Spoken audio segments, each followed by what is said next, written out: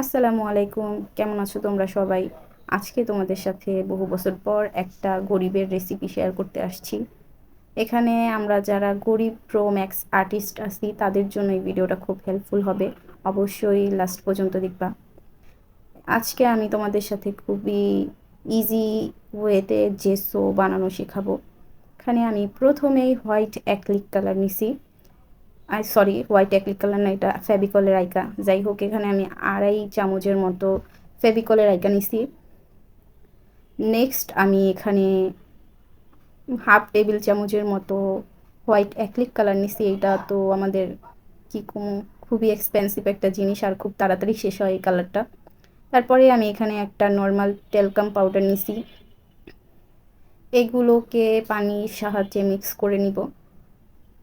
আসলে জেসু বানাইতে আহামরি অত কিছুর প্রয়োজন হয় না, কিন্তু আমার মতন যারা একটু অলস প্রকৃতির বা একটু কিপটা প্রকৃতির মানুষ, তারা হয়তো সহজে এগুলো বানাতে চায় না, কিনে আনে।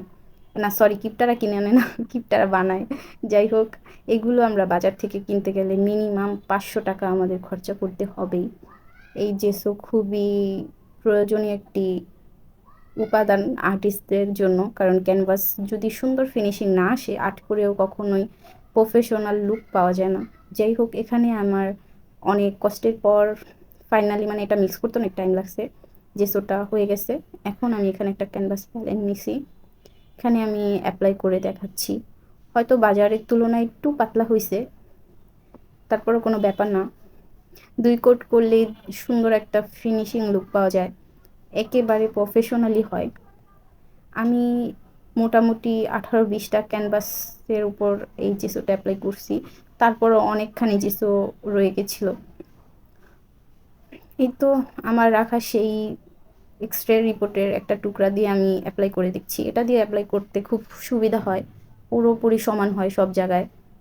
আর যারা মনে করেন যে একটু টেনশনে থাকেন যে পুরোপুরি সমান না হলে কি করব, শুকানোর পর এটাকে সিরিজ কাগজ দিয়ে ঘষে সমান করা যায়, সুন্দর হয় ওটা।